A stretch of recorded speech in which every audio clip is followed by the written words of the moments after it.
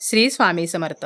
व्रतवैकल्यांचा राजा असलेल्या श्रावण महिन्यामध्ये बरीचशी व्रतवैकल्ये केली जातात. श्रावण हा अत्यंत शुभ आणि पवित्र महिना आहे. या महिन्यामध्ये केले जाणारे एक व्रत म्हणजे वैभव लक्ष्मी व्रत. तसे पाहायला गेलं तर वैभव लक्ष्मी व्रताची सुरुवात ही आपण कोणत्याही शुक्रवारी करू शकतो. परंतु श्रावण महिन्यामध्ये जर आपण या व्रताची सुरुवात केली तर हे अत्यंत फलदायी आणि शुभ असते. श्रावण महिन्यातील पहिल्या शुक्रवारी सुद्धा आपण वैभव लक्ष्मी व्रताची सुरुवात करू शकतो. वैभव लक्ष्मी व्रत जे आहे तर ते आपण 11 शुक्रवारी किंवा 21 शुक्रवारी करायचे असते. वैभव लक्ष्मीचे व्रत जे आहे तर ते का करावे? आपल्या आर्थिक अडचणी नष्ट व्हाव्यात, पैशाच्या ज्या समस्या आहेत तर त्या संपाव्यात, आपले कर्ज असेल तर ते फिटावे, आपल्या घरामध्ये पैसा यावा, पती पत्नीमध्ये मतभेद असतील तर ते मतभेद नष्ट होऊन त्या नात्यामध्ये गोडवा यावा, किंवा संतान प्राप्तीसाठी, नोकरीमध्ये यश मिळण्यासाठी, किंवा आपला जर व्यवसाय असेल तर त्या व्यवसायामध्ये आपल्याला हवा तसा फायदा व्हावा, व्यवसायाची भरभराट व्हावी, व्यवसाय वाढ व्हावी, तर यासाठी आपण वैभव लक्ष्मी व्रत जे आहे तर ते करू शकतो. वैभव लक्ष्मी व्रत जे आहे तर ते कसे करावे, पूजा कशी करावी, व्रताचे नियम काय आहेत याची संपूर्ण माहिती आपण या व्हिडिओमध्ये पाहणार आहोत. वैभव लक्ष्मी व्रत जे आहे तर ते कोणतीही व्यक्ती करू शकते. महिला करू शकते, पुरुष करू शकतात, कुमारिका सुद्धा करू शकतात. हे व्रत जर सौभाग्यवतींनी केले तर ते अत्यंत फलदायी मानले गेलेले आहे. परंतु घरामध्ये जर सौभाग्यवती नसेल तर कुमारिकेला जर हे व्रत करण्याची इच्छा असेल तर कुमारिका सुद्धा हे व्रत करू शकते. अगदी साध्या आणि सोप्या पद्धतीने हे व्रत जे आहे तर ते करायचे आहे. आणि हे व्रत करत असताना वैभव लक्ष्मी मातेचा जो ग्रंथ आहे, या व्रताची जी पुस्तिका आहे तर ती सुद्धा आपल्याला लागणार आहे. कारण हे व्रत करत असताना आपल्याला उपवास करायचा आहे. या व्रताची कथा जी आहे तर ती सुद्धा ऐकायची आहे. त्यामुळे ती पुस्तिका जी आहे तर ती आपल्याकडे असायला हवी. आता हे व्रत जे आहे तर ते आपल्याला संकल्प करून करायचे आहे. आपण 11 शुक्रवारी हे व्रत करणार असू तर आपल्याला 11 शुक्रवारी हे व्रत करणार आहोत तर असा संकल्प करायचा आहे, किंवा 21 शुक्रवारासाठी आपण हा संकल्प जो आहे तर तो करू शकतो. व्रताचे नियम काय आहेत तर आपल्याला व्रताच्या पहिल्या दिवशी संकल्प करायचा आहे. त्यानंतर आपल्याला ज्या दिवशी व्रत करायचे आहे तर त्या दिवशी सकाळी लवकर उठायचं आहे, स्नान करायचं आहे, स्वच्छ वस्त्र परिधान करायचं आहे, चुकूनही काळ्या रंगाचे वस्त्र आपल्याला परिधान करायचे नाही. त्यानंतर आपल्याला देवघरातील देवांची वगैरे पूजा करायची आहे. आणि आपण ही जी व्रताची पूजा मांडणार आहोत तर ती आपण देवघराच्या बाजूला मांडू शकतो, किंवा आपल्याला ज्या ठिकाणी मांडायची आहे तर त्या ठिकाणी मांडावी. परंतु दक्षिण दिशेला चुकूनही ही पूजा मांडणी जी आहे तर ती आपल्याला करायची नाही. या व्रताचा दिवसभर उपवास करून संध्याकाळी पूजा केल्यानंतरच आपल्याला हा उपवास सोडायचा आहे. आता ज्या व्यक्तींना काही कारणामुळे उपवास करणे शक्य नाही, एखादी वृद्ध व्यक्ती आहे त्या व्यक्तीला हे व्रत करायचे आहे परंतु उपवास जमत नाही, किंवा एखाद्या महिलेला आपल्या शारीरिक कारणामुळे उपवास करणे शक्य नसेल तर उपवास नाही केला तरी चालेल. फक्त मनोभावे जरी आपण या व्रताची पूजा केली, कथा वाचली तरी सुद्धा या व्रताचे फळ मिळत असते.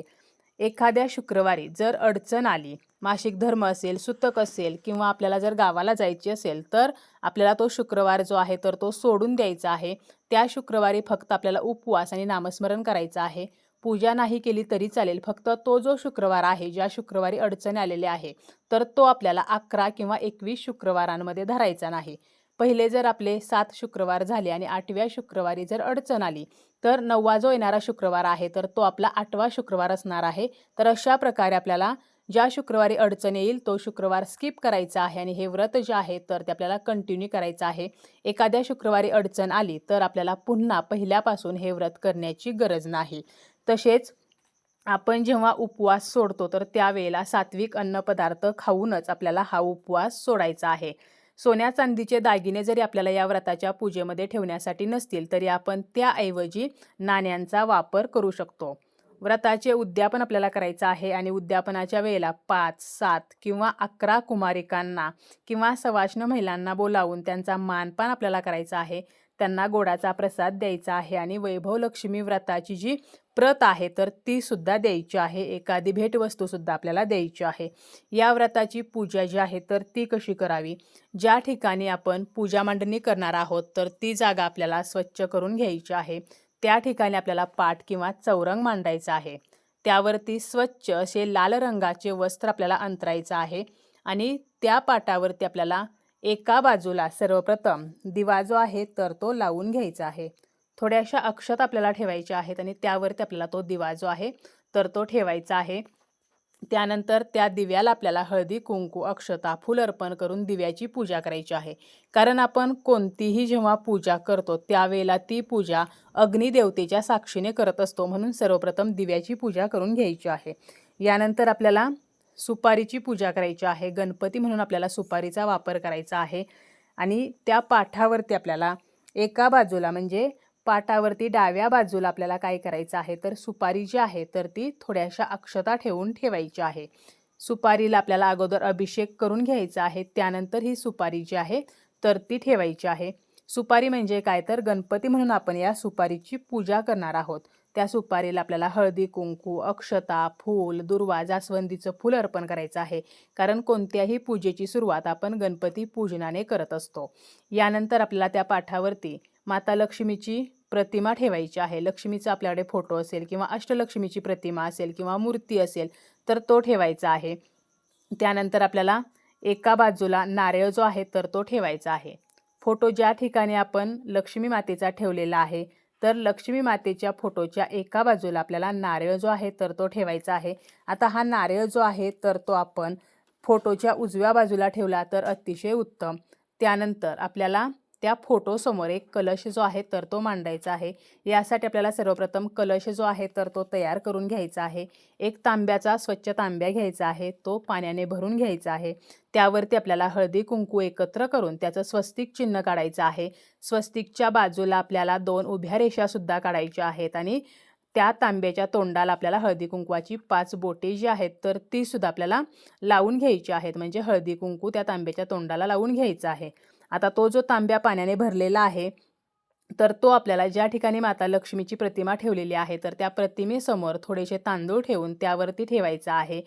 त्या तांब्यामध्ये हळद कुंकू थोड्याशा अक्षता, एक सुपारी, 1 रुपयाचं नाणं आणि 1 फूल आपल्याला टाकायचं आहे. त्यानंतर त्या तांब्यावरती एक वाटी किंवा एक प्लेट ठेवायची आहे. त्यामध्ये थोड्याशा अक्षता म्हणजे तांदूळ ठेवायचे आहेत आणि त्यामध्ये आपल्याला आपल्याकडे असलेले सोन्याचे किंवा चांदीचे दागिने ठेवायचे आहेत. दागिने नसतील तर आपल्याला नाणं जे आहेत तर ते ठेवायचं आहे. तर अशा प्रकारे कलशाची स्थापना करून घ्यायची आहे. त्यानंतर कलशाच्या एका बाजूला आपल्याला श्रीयंत्र ठेवायचं आहे. श्रीयंत्रावरती कमळगट्ट्याची माळ ठेवायची आहे. आता श्रीयंत्र नसेल तरी काहीही हरकत नाही. कलशाच्या डाव्या बाजूला घंटा आणि उजव्या बाजूला शंख ठेवायचा आहे. घंटेची, शंखाची आणि आपल्याला जे श्रीयंत्र ठेवलेलं आहे तर त्याची सुद्धा पूजा करायची आहे. आता सर्वप्रथम पूजा करत असताना आपल्याला आपण जी लक्ष्मीची प्रतिमा ठेवलेली आहे त्या लक्ष्मीच्या प्रतिमेची, लक्ष्मीचा फोटो असेल, मूर्ती असेल तर त्याची पूजा करायची आहे. त्यानंतर कलशाची सुद्धा पूजा करायची आहे. हळद कुंकू अक्षता फूल अर्पण करून आणि ज्या काही आपण देवदेवतांच्या प्रतिमा ठेवलेल्या आहेत म्हणजे शंख आहे, श्रीयंत्र आहे, नारळ जो आपण ठेवलेला आहे तर या सर्वांची हळद कुंकू गंध अक्षता फूल अर्पण करून आपल्याला पूजा करून घ्यायची आहे. आपण या पूजेमध्ये कवड्या ठेवू शकतो, गजलक्ष्मी असतील तर गजलक्ष्मी ठेवू शकतो. म्हणजे ज्या ज्या लक्ष्मीला प्रिय असलेल्या वस्तू आहेत तर त्या आपण या पूजेमध्ये ठेवू शकतो आणि त्यांची सुद्धा आपल्याला पूजा करायची आहे. यानंतर आपल्याला वैभव लक्ष्मीच्या ग्रंथामध्ये ज्या काही अष्टलक्ष्मी दिलेल्या आहेत तर त्या सर्व अष्टलक्ष्मींना सुद्धा हळदी कुंकू लावायचं आहे. त्यांची सुद्धा आपल्याला पूजा जी आहे तर ती करायची आहे. त्यानंतर अगरबत्तीनं दिव्यानं आपल्याला लक्ष्मी मातेला ओवाळायचं आहे. धूप आपल्याला लावायचा आहे आणि शेवटी आपल्याला नैवेद्य दाखवायचा आहे. नैवेद्यामध्ये आपण गोडाचा एखादा पदार्थ ठेवू शकतो. त्यानंतर लक्ष्मी स्तवन म्हणायचं आहे, लक्ष्मी गायत्री मंत्र, महालक्ष्मी अष्टकम तर हे आपल्याला म्हणायचं आहे आणि यानंतर आपल्याला आरती करायची आहे. आणि सर्व पूजा झाल्यानंतर या व्रताची कथा जी आहे तर ती सुद्धा आपल्याला वाचायची आहे. ही जी पूजा आहे तर ती नक्की सकाळी करावी की संध्याकाळी? तर सकाळी आपल्याला आपल्या देवघरातील देवांची वगैरे पूजा करायची आहे. दिवसभर उपवास करायचा आहे आणि शक्यतो आपल्याला या व्रताची जी पूजा आहे तर ती संध्याकाळी आपल्याला स्वच्छ वस्त्र परिधान करून ही पूजा मांडणी करायची आहे. आणि पूजा झाल्यानंतर नैवेद्य दाखवल्यानंतर आपल्याला उपवास जो आहे तर तो सोडायचा आहे. शेवटच्या शुक्रवारी आपल्याला उद्यापन जे आहे तर ते अवश्य करायचं आहे. उद्यापनाच्या वेळेला 5, 7, 11 कुमारिकांना बोलावून त्यांचा आपल्याला मानपान करायचा आहे. त्यांना गोडाचा प्रसाद द्यायचा आहे आणि वैभव लक्ष्मी व्रताची पुस्तिका जी आहे तर ती आवर्जून द्यायची आहे. आपल्या घरातील पैशाच्या अडचणी नष्ट व्हाव्यात, आर्थिक समस्या संपाव्यात यासाठी प्रामुख्याने वैभव लक्ष्मी व्रत जे आहे तर ते केले जाते.